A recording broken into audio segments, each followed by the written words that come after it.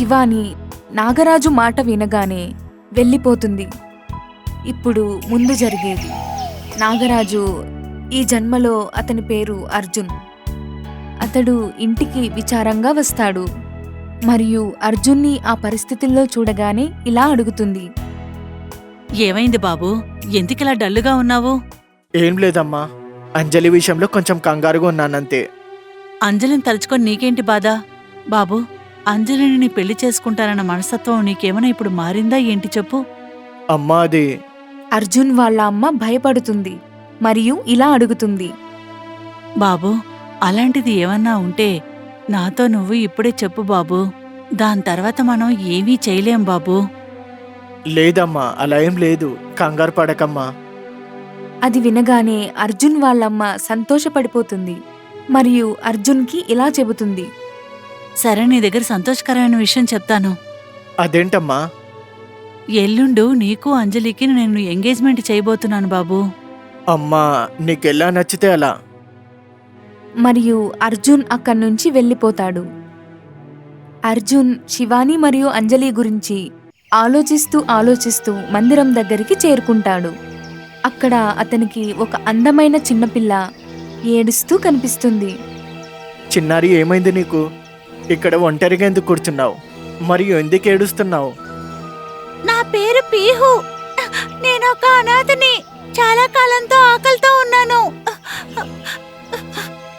Arjun పీవుకి biscuit తినడానికి ఒకటి ఇస్తాడు మరియు ఆమె అమాయకత్వమైన ముఖాన్ని చూడగానే అతడు చాలా చలించిపోతాడు. అప్పుడు ఇంటికి తీసుకువెళ్దామని ఆమెను తీసుకొని బయలుదేరతాడు. పీవు, ఇప్పటి నుంచి మా ఇంట్లోనే ఉండాలి. నువ్వు నా చిన్న చెల్లెవి. ఇప్పటి నుంచి ఇల్లు నీదే. నాలాంటి ఒక అనాథ అమ్మాయి కోసం ఇంత సేవ చేస్తున్నారన్నయ్య. మీ సహాయాన్ని మర్చిపోను. అర్జున్ తన ఇంటికి చేరుకుంటాడు. కరుణ పీవుని చూడగానే ఆశ్చర్యపోతుంది. అప్పుడు అర్జున్ అంతా చెప్పేస్తాడు. పీవు కరుణాకి చెప్తుంది. నమస్కారం ఆంటీ. ఈ రోజు నుంచి నువ్వు కూడా నా కూతురివే. అందుకని అర్జున్లా నువ్వు కూడా నన్ను అమ్మనే పిలవచ్చు. అలా చెప్పగానే అర్జున్ తన గదిలోకి వెళ్ళిపోతాడు. అర్జున్ మాటిమాటికి శివాని గురించే ఆలోచిస్తుంటాడు. అర్జున్ ఏమీ తినకుండా అలానే పడుకుంటాడు. అర్జున్కి ఒక కల వస్తుంది మరియు అతనికి ఒక అందమైన కథ నడుస్తూ ఉంటుంది. ఆ కలలో అర్జున్కి ఒక నీడ కనిపిస్తుంది. దగ్గరికి వెళ్ళి చూడగానే అర్జున్కి ఏమీ అర్థం కాదు. అది ఒక విచిత్రమైన ప్రాణి. కొద్దిగా మనిషి శరీరం మరియు కొద్దిగా జంతువు రూపంలో ఉంటుంది. ఆ ప్రాణి శివాని దగ్గర దాడి చేయడానికి వెళ్తుంటే అర్జున్ చూస్తాడు. అర్జున్ గట్టిగా అరిచి పైకి లేస్తాడు. శివాని బాగానే ఉంది కదా? నేను ఈ కళ గురించి శివానికి వెంటనే చెప్పాలి. మరుసటి ఉదయం అర్జున్ నిశ్చితార్థం యొక్క ఏర్పాట్లు ప్రారంభమవుతాయి. అప్పుడు అర్జున్ నాన్న వెంటనే అర్జున్ దగ్గరికి వస్తాడు. అర్జున్, రేపునే నిశ్చితార్థం ఉంది. నువ్వు మరియు అంజలి షాపింగ్కి వెళ్ళడానికి సిద్ధంగా ఉండండి మరియు నీకొక రింగు తీసుకొని రా. నాన్న, నాకు ఒక ముఖ్యమైన పని ఉంది. సాయంత్రం నేను వెళ్తాను. లేదు లేదు, ఇప్పుడే వెళ్ళు, ఇప్పుడే. నిశ్చితార్థం యొక్క ముఖ్యమైనది ఏమీ లేదు. అప్పుడు వెంటనే అంజలి అర్జున్ ఇంటికి వస్తుంది. అర్జున్, షాపింగ్కి వెళ్దామా? సరే అంజలి, పద. ఇద్దరూ షాపింగ్కి వెళ్ళడానికి వాళ్ళ కారులో బయలుదేరుతారు.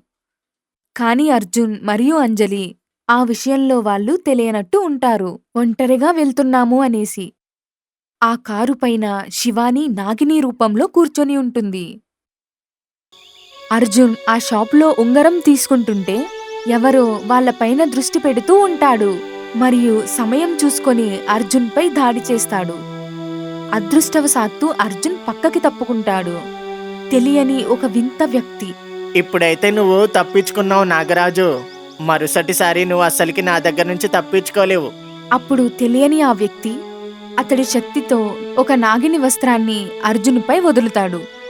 అప్పుడు ఆ పాము అర్జున్ని కాటు వేయడానికి ముందుకు వెళుతూ ఉంటుంది. అకస్మాత్తుగా శివాని ఒక చిన్న నాగిని రూపంలో అక్కడికి వెళుతూ ఉంటుంది మరియు తన శక్తిని ఆ పాము వైపు వదులుతుంది. శివాని ఆ పాముపైకి విషాన్ని వదులుతుంది. ఆ పాము కూడా విషపూరితమైన వస్త్రాన్ని వదులుతుంది. అప్పుడు శివాని శివుడి యొక్క పేరుతో ఒక మంటని వదులుతుంది. అప్పుడు ఆ పాము గాయపడుతుంది. అప్పుడు శివాని కోపంతో ఇలా అంటుంది, ఎందుకు నీ ప్రాణాల్ని అడ్డు పెడతావు ఒక వెర్రివాడి కోసం? నువ్వు నాలాగా పామువే కదా. నేను నిన్ను దాడి చేయాలనుకోవడం లేదు. నువ్వు కాపాడాలనుకుంటే ఇక్కడ నుంచి వెళ్ళిపో. లేదు నాగిని, నాగనాగిని ఎవ్వరికి ఏ ద్రోహం చెయ్యరు. నువ్వు చంపాలనుకుంటే నన్ను చంపు. అది చెప్పగానే శివాని ఒక గుండ్రపు ఆకారాన్ని సృష్టిస్తుంది మరియు ఆ పాముని బంధిస్తుంది. నువ్వు ఇలానే ఉండు. నేను ఇప్పటికైతే నిన్ను ఇలా బంధిస్తున్నాను, కాని ఇంకోసారి నేను ఇలా చెయ్యను. తరువాత శివాని ఒక దగ్గర దాక్కుంటుంది మరియు అర్జున్ని చూస్తూ ఉంటుంది. అర్జున్ వెంటనే ఆ ఉంగరాన్ని కొనుక్కుంటాడు.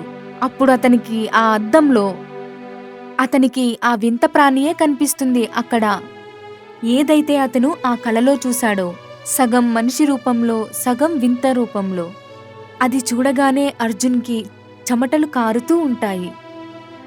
అంజలి అతన్ని చూసి ఇలా అడుగుతుంది, అర్జున్, ఏమైంది నీకు? ఎందుకు నువ్వు అలా భయపడుతున్నావు? అర్జున్ ఏమీ చెప్పడు మరియు ఆ అద్దం దగ్గర చూడమని సైగలు చేస్తాడు.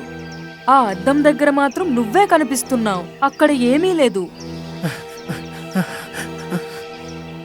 అర్జున్ తన ఊపిరిని ఆపుకుని ఇలా చెప్తాడు, అక్కడ చూడు, అక్కడ ఎవరు ఉన్నారు? చాలా వింతగా. చూడు, అతనికి 4 కాళ్ళున్నాయి. ఏదో ఒక వింతగా ఉన్నాడు, చాలా వింతగా. అరే, నాకు అసలుకి అర్థమవుతలేదు. ఏంటిదది? అక్కడ ఏమీ లేదు. అర్జున్ చాలా కంగారుతో అంజలిని అక్కడనే వదిలేసి పరిగెడుతూ ఉంటాడు. అర్జున్ ఒంటరిగానే పరిగెడుతూ ఉంటాడు మరియు అలానే పరిగెడుతూ ఒక అడవికి చేరుకుంటాడు. అప్పుడు వెంటనే ఆ వింత జీవి అర్జున్ ముందుకు వచ్చి నించుంటుంది. ఎవరు నువ్వు? ఎందుకు అసలుకి నన్ను కంగారు పెడుతున్నావు? ఏమైంది నాగరాజు, మర్చిపోయావా నన్ను? మరియు గట్టిగట్టిగా నవ్వుతాడు. నాకు నువ్వెవరో తెలియదు. ఎవరు? శాండీని నేను. నువ్వు నాగ మరియు నాగిని కన్నా చాలా శక్తివంతుడివి. నాకు నువ్వు నాగమని ఇవ్వు, లేకపోతే నేను ఇక్కడనే చంపేస్తాను. నాగమణి? అది ఎక్కడుందో నాకు తెలియదు. వెళ్ళనివ్వు నన్ను. శాండీ అర్జున్ మాటలు వినగానే చాలా కోపంగా అవుతాడు మరియు గుండ్రపు మంటను అర్జున్ వైపు వదులుతాడు. అప్పుడు అకస్మాత్తుగా శివాని శాండీ యొక్క గుండ్రపు మంటను దాన్ని ఆమె యొక్క శరీరంతో ఆపుతుంది మరియు కోపంతో తన రూపాన్ని మార్చుకుంటుంది. పైన యొక్క శరీరం ఒక మనిషి రూపం మరియు సగం నాగిని రూపం మరియు కోపంతో శాండీ పైన ఒక విషపూరితమైన మంటను వదులుతుంది. దానితో శాండీ దూరంగా వెళ్లి పడిపోతాడు. నీకు ఎంత ధైర్యం ఉంటే నా నాగరాజుకి హాని కలిగిస్తావా? ఇప్పుడు నువ్వసలికి బతికే ఉండవు. ఎవరు బతికుంటారో ఎవరు బతికుండరో అనే విషయం నీకు కొద్దిసేపట్లోనే తెలుస్తుందిలే నాగిని. శాండీ వెంటనే దున్నపోతు రూపంలో మారిపోతాడు మరియు అర్జున్ వైపు వెళుతూ ఉంటాడు.